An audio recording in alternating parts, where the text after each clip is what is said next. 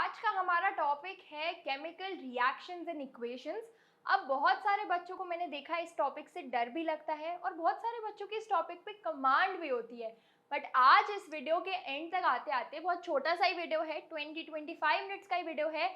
अगर मेरे साथ आज बैठ के तुम लोगों ने नोट्स नहीं बनाए तो एग्जाम से जस्ट थोड़ी देर पहले तुम लोग बहुत ज़्यादा उलझ जाओगे, क्योंकि इसमें बहुत सारी चीज़ें होती है रिवाइज करने के लिए।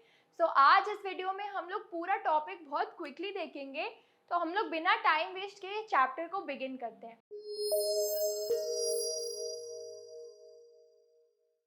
अब अगर ये चैप्टर स्टार्ट करने से पहले मैं आपको एक ओवरव्यू दूं कि चैप्टर के बारे में है क्या, तो ये चैप्टर है केमिकल रिएक्शंस के बारे में। अब केमिकल रिएक्शन पढ़ने से पहले हमें उसकी पहले की चीज़ पढ़ना बहुत इंपॉर्टेंट है, जो कि है फिजिकल एंड केमिकल चेंज। तो ये चेंजेस हमने 7th, 8th, 9th हर क्लास में पढ़े हैं और आज भी हमें पूरा चैप्टर समझने से पहले इसको 2 मिनट में रिवाइज करना पड़ेगा ताकि आपको आगे का चैप्टर बहुत अच्छे से समझ आ जाए। अब फिजिकल चेंज ऐसे चेंज होते हैं जिनमें उनके फिजिकल अपीयरेंस में या जिसमें उनके लुक्स में कुछ मतलब आउटर में हमें कुछ चेंज देखने को मिलता है, और वहीं पे केमिकल चेंज होते हैं जिसमें हमें उनकी केमिकल कॉम्पोजिशन में कुछ चेंज देखने को मिलता है। तो हर केमिकल चेंज में कुछ ना कुछ केमिकल रिएक्शन भी होता है एंड उसी रिएक्शन पर बेस्ड ये पूरा चैप्टर है। तो सबसे पहले अगर हम बात करें फिजिकल चेंज की, तो फिजिकल चेंज में सिर्फ उसकी फिजिकल प्रॉपर्टीज चेंज होती हैं और केमिकल चेंज में उसकी केमिकल प्रॉपर्टीज चेंज होती है, केमिकल कॉम्पोजिशन चेंज होती है। अब केमिकल चेंज में न्यू सब्सटेंस ज़रूर बनता है और फिजिकल चेंज में न्यू सब्सटेंस नहीं बनता है। तो ये जो न्यू सब्सटेंस बनाना, इस न्यू सब्सटेंस को बनाने के लिए कुछ ना कुछ रिएक्शन लगी होगी और इसी रिएक्शन को हम जब वर्ड्स के फॉर्म में, एक सिंप्लीफाई फॉर्म में लिखते हैं, तो वो बनती है हमारी केमिकल इक्वेशन। तो यहाँ से हमारा चैप्टर होता है बिगिन और अब है हमारे पास कि रिएक्शन और इक्वेशन क्या होती है। तो केमिकल रिएक्शन अकर होती है जब वन और मोर रिएक्टेंट्स मतलब वो चीज़ें जो साथ में रिएक्ट कर रही हैं। अगर अब कोई दो चीज़ें साथ में रिएक्ट कर रही हैं तो उनको रिएक्टेंट्स बोलते हैं, और जो फाइनल चीज़ बनती है, जो न्यू सब्सटेंस बनता है, उसको हम बोलते हैं प्रोडक्ट। उसको हम बोलते हैं प्रोडक्ट। तो जो चीज़ें रिएक्ट करती है उनको रिएक्टेंट और लास्ट वाली चीज़ को हम बोलते हैं प्रोडक्ट। तो जब रिएक्टेंट्स के कॉम्बिनेशन की वजह से या रिएक्टेंट्स की वजह से एक न्यू प्रोडक्ट फॉर्म होता है, उसको हम बोलते हैं एक केमिकल रिएक्शन।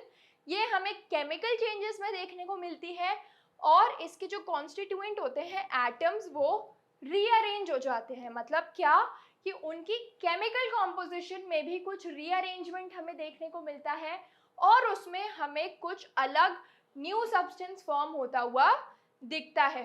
तो a chemical reaction resulting in the formation of various substances as products। तो इसका आउटपुट क्या होता है कि हमें न्यू प्रोडक्ट्स बनते हुए दिखते हैं। अब रिएक्शन तो हो गई, तुम लोगों ने समझ लिया कि रिएक्शन क्या होती है। तो जब एक रिएक्शन को हम लोग एक सिंपलर फॉर्म में लिखें, सिंपलर फॉर्म मतलब क्या कि हम लोग उसको ब्रेक डाउन करके सिर्फ ऐसा शो करें कि कौन सी चीज़ों ने साथ में रिएक्ट किया, कैसे रिएक्ट किया और उसका हमें आउटपुट क्या मिला।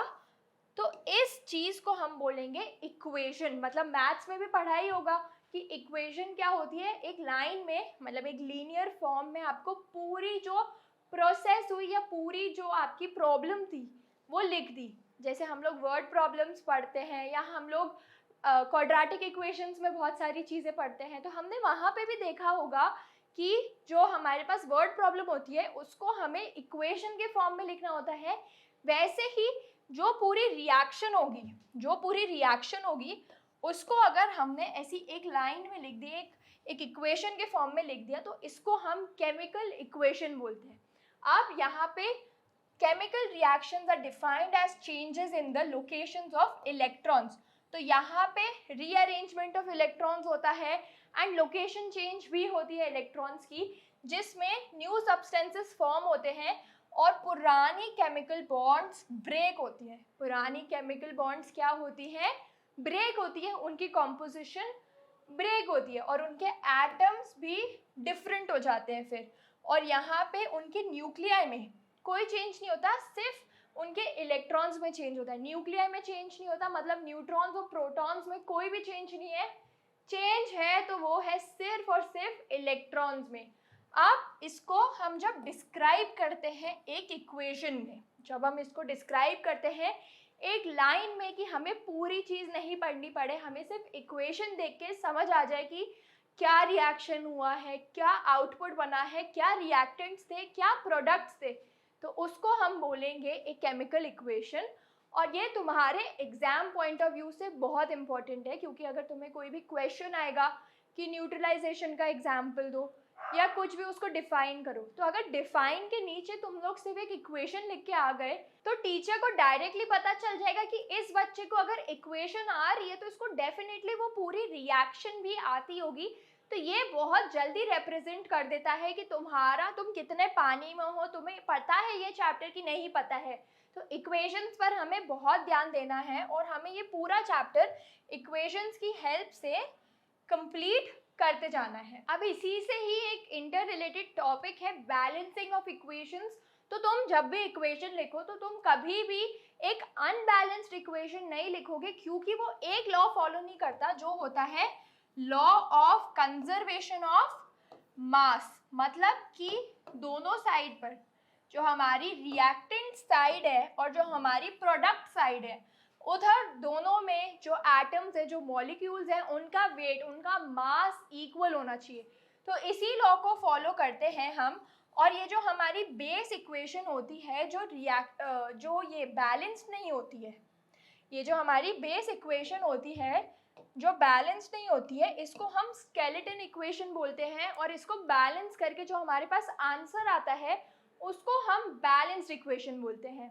तो इसको बैलेंस करने के लिए आप सिंपल सी चीज़ कर सकते हो कि आपको जो लेफ्ट हैंड साइड पर चीज़ें हैं और जो राइट हैंड साइड पर चीज़ें हैं, उनको सबको कंपेयर करना है कि इधर कितने एटम्स हैं और इधर कितने एटम्स हैं, मतलब इधर कितने मॉलिक्यूल्स हैं और इधर कितने मॉलिक्यूल्स हैं। तो इसमें एक है Zn मतलब जिंक, हाइड्रोजन और क्लोरीन। अगर मैं लेफ्ट हैंड साइड पर देखूँ तो जिंक 1 है एंड यहाँ पे भी 1 है, तो यहाँ पे ये चीज़ हो गई मेरी इक्वल। यहाँ पे हाइड्रोजन है 1 बट यहाँ पे हाइड्रोजन है 2, तो ये बैलेंस्ड अभी नहीं है, इसको हमें बैलेंस करवाना है। और यहाँ पे क्लोरीन है जो कि है 1 और यहाँ पे क्लोरीन है जो कि है 2, तो ये भी बैलेंस नहीं है। अब यहाँ पे मेरे को सीधा सीधा दिख रहा है कि यहाँ पे H क्या है, 2 है। तो अगर मैं यहाँ पे H के आगे 2 लगा दूँ, H के आगे 2 लगा दूँ, तो ये भी हो जाएगा H2 और ये 2 Cl से भी मल्टीप्लाई होगा तो ये हो जाएगा Cl2।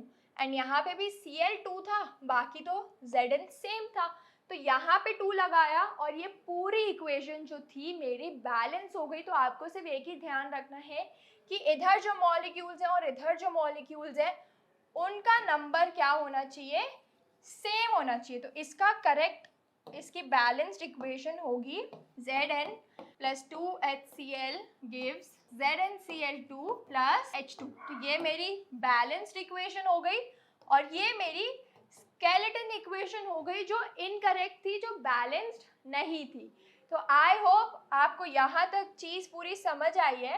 अब बढ़ते हैं हमारे नेक्स्ट टॉपिक पर, जो इस चैप्टर का नेक्स्ट वाइटल इंपॉर्टेंट टॉपिक है, और वो है types of chemical reactions. Chemical reactions हमने समझ लिया क्या होते हैं, जब केमिकल चेंज होता है तब केमिकल रिएक्शन भी होते हैं।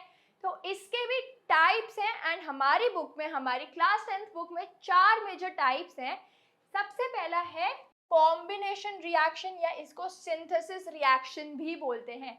नाम से ही हमें समझ आ रहा है, कॉम्बिनेशन मतलब दो चीज़ें जब कंबाइन करके एक नई चीज़ बनाएंगी, मतलब एक न्यू चीज़ बनाएंगी। दो चीज़ें कंबाइन करके जब एक न्यू चीज़ बनाएगी तो वो होगा मेरा कॉम्बिनेशन रिएक्शन।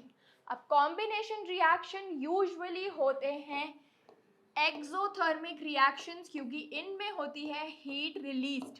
ये होते हैं एक्सोथर्मिक रिएक्शंस क्योंकि इनमें होती है हीट रिलीज्ड। नेक्स्ट है डीकम्पोजिशन रिएक्शन, जब एक मॉलिक्यूल दो पार्ट्स में ब्रेक हो जाएगा, मतलब वो क्या हो जाएगा, डीकम्पोज हो जाएगा, तो तब ये रिएक्शन होगा। और इसको ब्रेक करने के लिए हमें हीट तो डालनी ही पड़ेगी, मतलब हमें हीट देनी पड़ेगी। तो ये होगा एंडोथर्मिक, क्योंकि इसमें हीट होगी अब्जॉर्ब्ड, मतलब हमें इसको ब्रेक करने के लिए हीट देनी पड़ेगी। तो इसमें होगा एंडोथर्मिक रिएक्शन, क्योंकि इसमें हीट अब्जॉर्ब होगी उसको ब्रेक करने के लिए। तो डीकम्पोजिशन को कंफ्यूज नहीं होना, आप याद रख सकते हो ब्रेकिंग से। और सिंथेसिस अपनी बुक्स में, आप जिसकी भी बुक में वर्ड लिखा है सिंथेसिस, उसको चेंज करके कॉम्बिनेशन कर दो, फिर आपको मे बी ये याद रखने में बहुत ज़्यादा इजी पड़े। तो अब है हमारे पास सिंगल रिप्लेसमेंट, जिसको हम सिंगल डिस्प्लेसमेंट भी बोलते हैं। डिस्प्लेस करना मतलब वही रिप्लेस करना।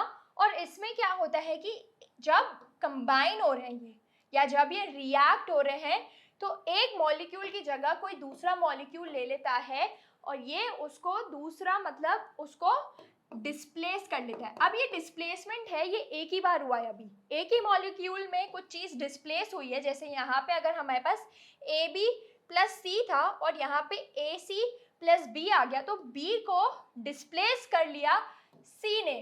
जब ये डिस्प्लेसमेंट दो बार हो, जब ये डिस्प्लेसमेंट दो बार हो, मतलब जैसे AB प्लस CD, तो जब B की जगह ले लेगा C और C की जगह ले लेगा B, तब ये होगा डबल डिस्प्लेसमेंट। तो इसमें डिस्प्लेसमेंट होगा एक बार, इसमें डिस्प्लेसमेंट होगा दो बार। तो ये था हमारा types of reactions. And last अब बहुत ही छोटा टॉपिक बचा है। अब हम आते हैं हमारे इस टॉपिक के, इस चैप्टर के नेक्स्ट टॉपिक पर, जो है टाइप्स ऑफ रिएक्शंस का ही एक पार्ट, जिसमें आपको मेरे साथ साथ इन चार इक्वेशंस में आइडेंटिफाई करना है कि कौन सी टाइप ऑफ रिएक्शन हुई।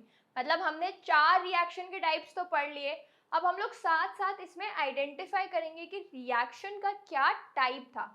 अगर मैं यहाँ पे देखूँ तो यहाँ पे है Zn और यहाँ पे है H2SO4, और हमारे प्रोडक्ट साइड पे ZnSO4 है और H2 है।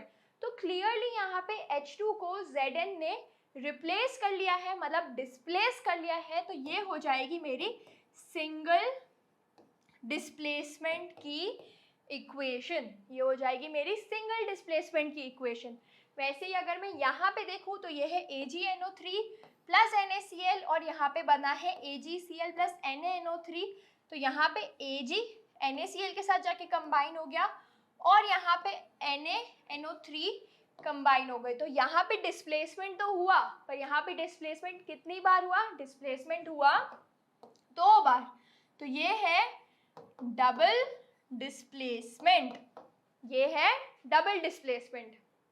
वहीं पे अगर हम अब इस इक्वेशन में देखें तो इसमें एक बड़ा मॉलिक्यूल था जो ब्रेक होके दो अलग अलग मॉलिक्यूल में बना, तो ये हो जाएगी डीकम्पोजिशन रिएक्शन। और इसी के ऊपर में दो चीज़ें कंबाइन होके एक बना रही है, तो ये हो जाएगी मेरी सिंथेसिस रिएक्शन या कॉम्बिनेशन रिएक्शन।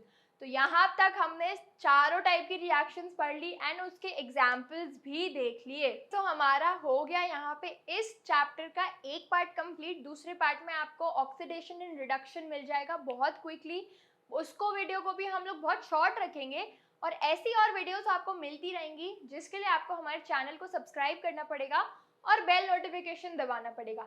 अगर आपके पास कोई रेकमेंडेशन है कि तुम्हें कौन सा चैप्टर पढ़ना है, या तुम्हें कोई भी डाउट है जो तुम मे बी स्कूल में जाके क्लियर नहीं कर पा रहे हो या कोचिंग में समझ नहीं आ रहा, तो मेरे को बिल्कुल बताना। मैं पूरा ट्राई करूँगी एक वीडियो बना पाऊँ उस पर सेपरेट। और ऐसी और वीडियोज़ के लिए हमारे चैनल के साथ जुड़े रहिए।